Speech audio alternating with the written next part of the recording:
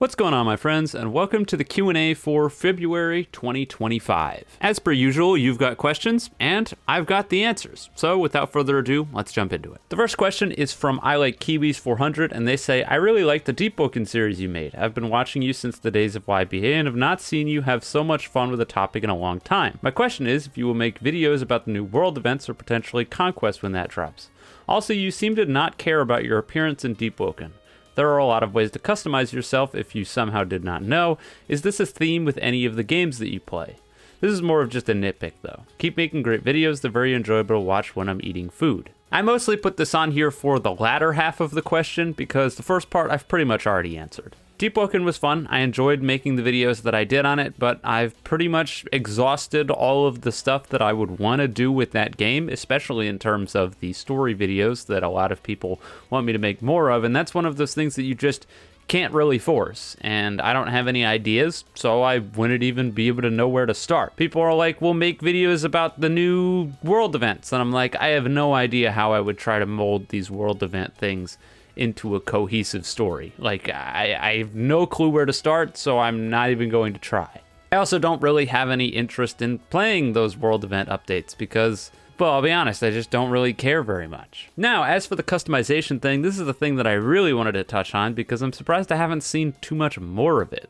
In case you haven't noticed, in pretty much all of the games that I play, I almost always use some sort of default appearance, and if that's not available, I go with one of the most generic things possible. And when I do make characters and whatnot, I don't really switch them around basically ever. So a great example of that would be my Roblox avatar, which looks like a psychotic demon and hasn't been changed in years and years and years and years. Now, admittedly, that one's a little bit iconic at this point, so that's one of the big reasons that I haven't changed it. But really, when it comes down to customization and skins and whatnot in games, I just can't really be bothered. It's the same reason why in a lot of the old YBA videos you would see me using default skins for a lot of the stands, and that's because when I go to play with something that I like, I want to see the thing that I like and not something from a different property or not some weird recolor. Not to say that I can't appreciate skins and think some of them are cool and sometimes be a fan, but for the most part, it's not much of a priority.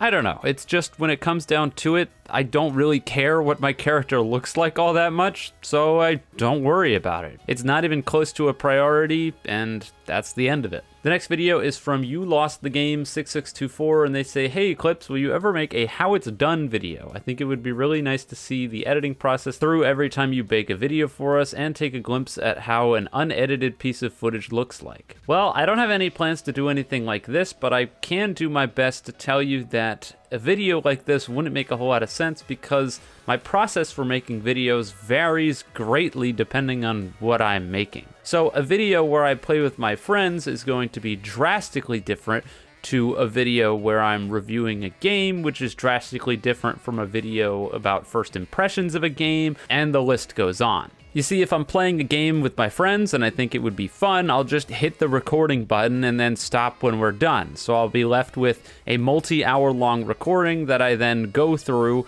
with pretty much no real indication of what I'm looking for whatsoever. And then I'll skip over stuff that I don't necessarily think I can make work. I cut out all the dead time and whatnot. And then you get a 10 to 15 minute video out of 2.5 to 3 hours of footage of me playing. Now, there's probably a lot of lost footage there and things that could have been funny, but I just couldn't be bothered. But at the end of the day, making those videos is time-consuming, but relatively straightforward. Whereas if you have something like a game review, that takes a hell of a lot more planning, especially because most of my game reviews are on games that have lengthy run times. And so then, instead of having a 2 or 3 hour recording, I'll have several 6 or 7 hour recordings and need to pretty consistently take notes as to when I did certain things and what I want to say about the game, so that way I can actually find those things. And you'll notice in a lot of the game reviews, sometimes I can't find those things, which is a little bit frustrating and on me for not doing a good enough job of cataloging my playthrough. So if I'm playing a game for the sake of review, I'll usually keep notes and have timestamps for the different recordings that I do so I know where things are when I want to talk about them. What I'll also do when I'm doing reviews is that when I find something that I think is important, I'll go to the microphone and I'll just make a loud static noise into the microphone, so that way when I go to look through it later, it's really easy to pinpoint where things happened. That's because when I'm looking at my timeline, if it's just pretty much empty and mostly silence, and then there's a big spike of audio, I'm like, okay, that's where something happened, let me go look there. So yeah, like I said, making all of these different videos is a drastically different process for each one of them. And I think it's one of the things that makes my channel interesting, is that I don't just do one type of video and I make a whole bunch. It's a blessing and a curse, but I wouldn't trade it. Toku TBH says, if you were trapped by some unknown force and trapped in a pocket dimension where time for you is frozen for 100 years and your only options were to play Souls RNG for those 100 years to escape, where you would then be placed back into reality as if nothing happened, or would you choose to just outright die? That's a question and a half. So I'm sure the person who posted this is pretty young, but do you understand how long 100 years is? I feel like I've been here for a long time, and I'm 24. I can't even begin to imagine if time froze right now and then I had to literally do nothing for 100 years and then just be plopped back into the world as if nothing happened. There is no shot that I wouldn't be mentally just brain dead by that point, or so mentally scarred that I wouldn't be able to live daily life. It's impossible. There's nobody could withstand something like that. And I love the lack of thought into this, as if like just surviving is the reward enough. Usually if you do these what if questions, you tack some sort of positive onto the other side. Like, would you rather spend 100 years playing Souls RNG and then when you get out of it, you're like, I don't know, gifted eternal happiness, or just continue living the life that you have right now? And it's like, that would still be a shitty question, but at least it would make some sense. This is basically, would you suffer eternal torment or commit suicide? Wow, man, real great question. This should have gone on Daily This is Stupid. How did I put this on here? The next question comes from Bloxer717. They say, what comment/dev has genuinely made you the most mad or upset? I don't think any of them have directly made me mad per se, but plenty of them have made me disappointed. And I wouldn't point towards one specific developer or comment from a developer. I would mostly say that the ones that are the most disappointing are on the kinds of games that I feel like could be better, but because the people behind it are just obstinate and stuck in their ways and can't see past their own biases, they won't make the game objectively better because what they have currently now, quote unquote, works, and so they're not going to make the game better in spite of having the resources and ideas to do so. That's the kind of stuff that really rubs me the wrong way and just makes me disappointed in people. Because like when someone has an Omega shit game and I say a bunch of things about it and then the developers have a meltdown and they're like, how could you call my Omega shit game Omega shit? I don't really care that much because the game isn't going to get better. Like, I know it. I'm sorry, but I know it. The game is not going to get better. And so when people have meltdowns and they're like, no, I'm not going to do all this, it's kind of funny because I know that they're not going to do it. And because they're not going to do it and they weren't going to do it to begin with, the game's never going to get better. But when you have an already decent game or an already good game and I make criticisms and then people have meltdowns and then they don't make the game better, that's just a shame because nobody wins. Everybody loses. I lose, the developers lose, and the players lose. Nobody wins. The next question is from Random Player 4033 and they say, what is your current favorite games on Roblox? And do you think this list might change within the next 5 months with the release of new games and updates for current games? Well, I feel like I say this a lot, but I don't play Roblox. Like, at all. Yeah, Roblox channel and all that, but seriously, on my off time, I basically don't touch this whatsoever. If it's not for the sake of a video, I'm probably not playing it. That said, this trend has been bucked recently because, as you've been seeing in the background footage of this, I've been playing a lot of Transformers Crossfire, which I think is a really fun game, albeit a very simple game, and I'm sure that I'm going to get tired of it within the next week or so because there isn't a whole lot to do.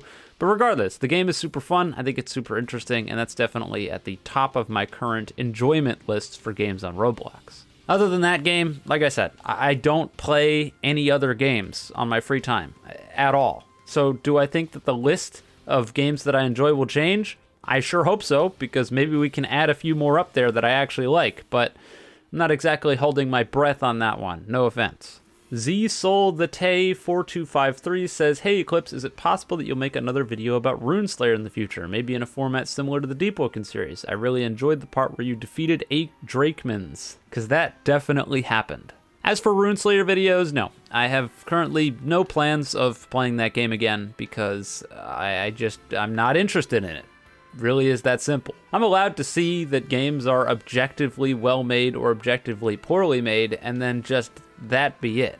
And so when it comes to Rune Slayer, that's pretty much where I'm at. I think that overall it's a pretty good game. I know there's a lot of people that were complaining about stuff in the comment section, so it might get its own video talking about, at the very least, the things people were talking about in terms of difficulty spikes and things that I didn't get to in the game, which, I mean, I think it's fair that I didn't have to play through the entirety of the game in order to make a video talking about it. I played for like 3.5, 4 hours. It was a long time. And in that time, I had fun playing the game, which I think is what matters. And if it gets worse later on, so be it. It doesn't take away from the enjoyment that I had with the game up until where I stopped. It's not like the rest of those well-made systems are suddenly made obsolete and bad because the game gets worse later. I don't know how to explain it. But regardless, I think what a lot of people don't understand is one of the reasons that the Deepwoken videos even existed to begin with is because of Deepwoken's world itself. Deepwoken is really interesting to me because the world building for that game is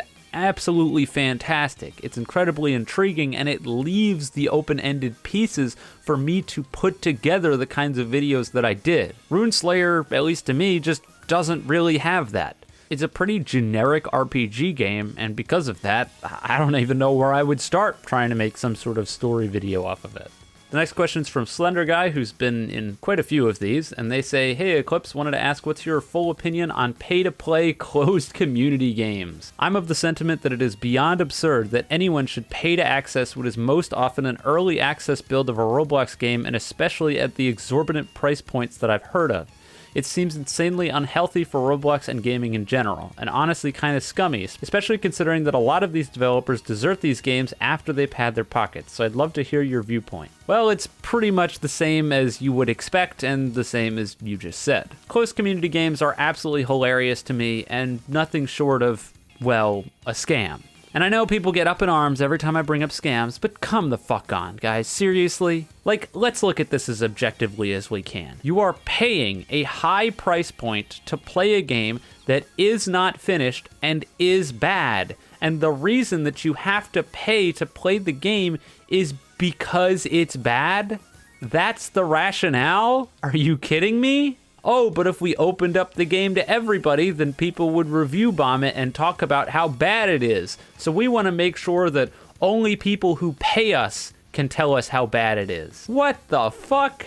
Or you could, oh, I don't know, handpick people directly and not make them pay for it. But you want to know why they make you pay for it? Because they're extorting you for money. That's why they make you pay for it. And yeah, of course people abandon the games once they've gotten their money, because why bother to continue to develop a dead-end game that's a dead-end game because the entire purpose of it was to get stupid people to buy in early before it was even remotely a good product and then ditch it later. It's not rocket science. Closed community is stupid. If you buy into closed community, you are stupid. End of story. This next one is from Average JoJo Enjoyer 420, which will explain the kind of shitty nature of it. And it's, why do you make videos on games you don't like? If it's for money, then why don't you just play popular games like Blox Fruit? If it's to give genuine advice, most of the devs don't listen anyway. And there were some comments below this and responses to it of people saying that I'm requested to play these games and that's why I played them, and that's pretty much the answer to the question. But I think the thing that the person who made this comment doesn't quite get, and it's something that I can't totally blame them for not getting, is that while the developers of a lot of the games that I've made videos on like to come out and have a bunch of meltdowns and get upset, the reality is that a lot of the time they do take the advice that I heeded them. They just don't say that they do, and they get all upset about it and then do it anyway. So a great example would be that whole Tower World situation. The Tower World guys decided to get their whole posse together and talk about how shitty my video was, but while they were talking about how shitty my video was, there were multiple points in their own video where they were like, oh yeah, this isn't valid anymore because we've already fixed it in XYZ. And it's like, okay, well, you might make this video posturing and saying, ha ha ha ha, we're so smart, we already fixed that. But I had to make the video for you to have fixed that. And that's fine, they can posture all they want, but if the end result is a better game, then I think that my video was successful. And I think that applies to a lot of these games. I make videos and I tear them up, and while some developers get defensive and angry and say a whole lot of crap, at the end of the day, when they go back to developing their game, there's no way that they can't look at their stuff in a somewhat different light than they did before. So I don't think that the entire thing is an exercise in futility. And then the final question is from Zenron, who says, aside from that sweet paycheck, what is it that makes you make videos and push through each and every day? Also, side note, I love the videos, keep up the good work. I just like what I do. It really is that simple. I've said it before and I'll say it again. As much as I joke about the money and yada yada yada and how YouTube is literally my job, if I didn't have to work a day in my life anymore, I would still be making YouTube videos, albeit probably not on the same stuff that I'm doing right now, but I would still be here making videos. The money has been and likely never will be a priority because as long as I can keep my lights on and enjoy what I'm doing, that's what's important to me. It's fun to make money jokes, and every once in a while I do sort of have to sell out in a sense to make sure that I can keep doing what I'm doing.